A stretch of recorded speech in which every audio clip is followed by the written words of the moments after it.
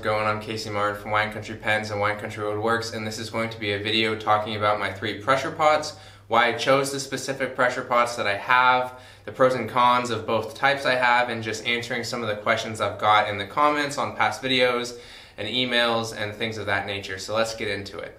Alright, so starting off with the 2 pressure pots right here, these are both Harbor Freight pressure pots. This one was my very first pressure pot, and then I got this one as my 3rd. I'll talk about this one in a second, but talk about the Harbor Freight pressure pots. They are by far the most popular, I would say, among all of the casting community, whether it's Alumilite or polyester resin or epoxy, whatever the resin is. And the reason for that is because they're very easily available from Harbor Freight. You can get them for $80 because they're $100 normally, and then you can get a $20 off coupon from Harbor Freight. So if anybody's interested in getting into resin casting, I highly recommend getting one of these guys. There's a great video by Higgins, I'll leave a description down below, on how to set one of these up. I may make a video in the future on setting up one of these guys because, like I'll mention in a second, I really like this pressure pot. But Zach has a great video on these, so I'll leave a link down below, like I mentioned, on how to set these up. They're super easy, cost about $80 for the pressure pot, like I said, and then maybe another $5 or $6 for the components to modify them.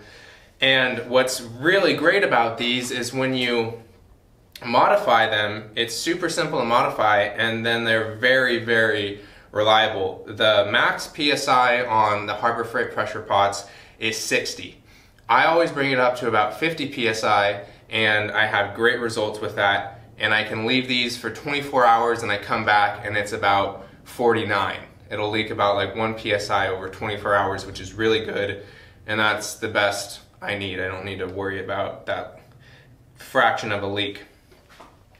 Getting into this guy, this pressure pot is by TCP Global.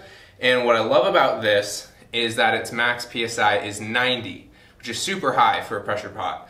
I bring this up to 80 regularly, and I don't know any of the scientific specifics about what the difference in terms of resin casting 50 PSI versus 80 PSI is, but I'm sure there might be some incremental advantage, so I definitely use this the most when I'm just doing 10 pen blanks at a time or 2 molds worth of resin, because I have a feeling that with the higher pressure, it's able to push the resin into the cracks and voids that are very common in grapevine, for example, and the higher pressure helps with that. Like I mentioned with these guys, I've had great results with them as well. I don't notice any more voids or anything like that from these guys than this, but maybe there is, and I just haven't done, of course, like a study or anything like that on it. So the only negative, this pressure pot, getting into the price of it, is it's about $140, $150, I believe, on Amazon. That's the price with free shipping if you have Amazon Prime. And I love this guy because if anybody's familiar with Zach Higgins' channel, he loves CA Technology pressure pots, and those are great, but they're about $250. They're very expensive. But what's similar, I'll show a close-up in a second, of these wing nuts. Actually, I'll show a close-up right now of the difference between these wing nuts and the Harbor Freights. So what's really nice about these wing nuts right here is, 1, they're huge. 2, they go on here like this, and you can just spin them down like that. And because they're huge, they're really easy to turn and crank when you're trying to get it completely tightened down. If we look at the Harbor Freight over here, they're very small. They work great for the purpose, but the downside about these is, if you can see on this one, it has a washer, right? And that's how the washer is used to tighten down on this. You don't have the actual wing nut pressing down on the lid. On this design, you actually do press down. I don't know if you can see in the shot, but there's scrapes along the top of the pressure pot from tightening down the wing bolt, and that is just inevitable over time. So I'll zoom it back out and talk a little bit more about the differences. So I've mentioned some of the great positives about this, about how its wing nuts are great. It's super heavy duty, which I love. Another great aspect of it that's similar to the CA technologies and not in common with the Harbor Freights is that it comes with spots to have 4 wheels.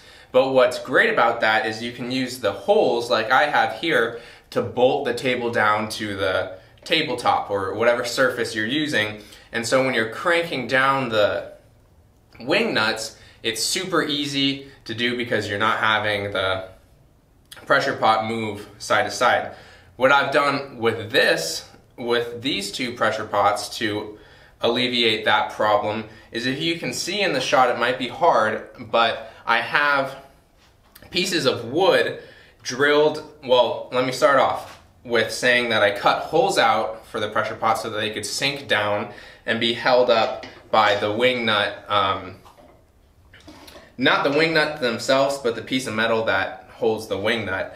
And so in order to alleviate those twisting when I am cranking down the wing nuts, is that I put 2 pieces of wood on each side of the wing nut holder so that it can't move. And that's really the only way you can do it with those. But with this guy, it's super easy to just screw down the 4 holes and then you've got a nice sturdy pressure pot. One of the negatives, probably the main negative of this, is that the lid itself has this big bolt right in the middle. Hopefully you guys can see that. And this big bolt is really hard to deal with in terms of making it completely sealed, because the way this pressure pot comes in its factory settings is it has a manual agitator. That hole is normally there where I have this bolt right now so that you can mix paint, because that's what the pressure pot's intended for normally. And I can leave the description, or in the description, the exact type of bolt you need, like the length and the size. But basically, all you do to fix that problem, it's really simple if you have the information, which I'll leave down below, is you just buy a specific size bolt that you can find at any Home Depot or Ace Hardware, just any hardware store. And then you just put on some, Loctite, or Teflon tape, anything that will help with keeping the pressure pot airtight. And then you put that on. I also put a little seal washer at the top as well as at the bottom, and this thing is great. It does leak a little bit, and I'm 99% sure that's where the leak comes from.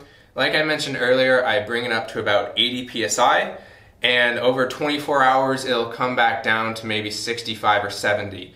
Which is totally fine with me. That's definitely a bigger leak than the Harbor Freights, but even after 24 hours of leaking, the pressure in this is still higher than it ever is in the Harbor Freights. So that's totally fine by my means.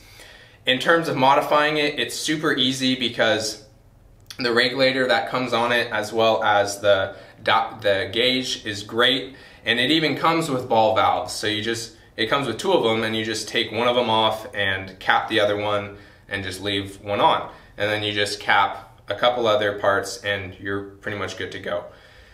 Anyway, I will maybe answer a couple more questions, but I think that's about it. I guess one of the last questions that I've gotten a lot that I'll answer quickly, I'll try to, I will direct you guys to another answer for this question. And the question is it better to use a pressure pot than a vacuum chamber for casting resins? For casting Alumilite, it is absolutely recommended to use a pressure pot. I'll leave a link down below for a video of this gentleman named Dima who does a great explanation, and he also tests them both. I believe Zach Higgins also has a video. If I can find that easily, I'll leave that as well.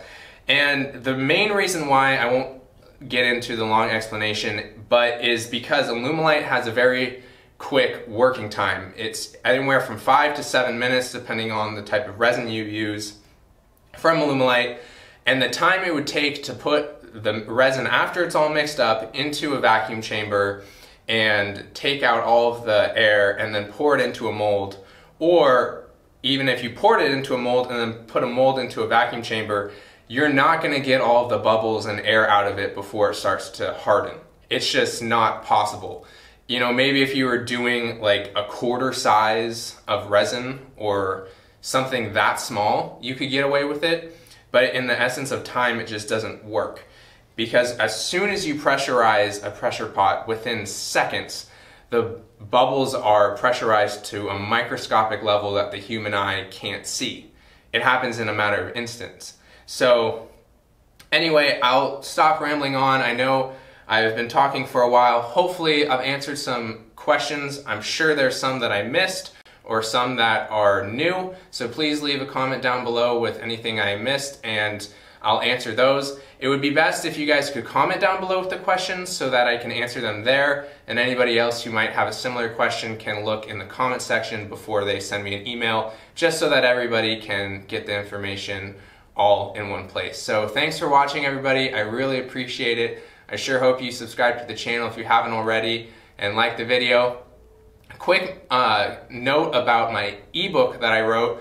I actually decided to bring the price down to 99 cents. So a little under just $1 if anybody's interested in the wood turning ebook. No pressure, but if you'd like to learn some new, some new things about wood turning, some new cuts, projects, things of that nature, check that out. I'll leave a link down below in the description for both of the places you can buy that. Anyway, thanks for watching, and I'll see you in the next one, everyone. Take it easy.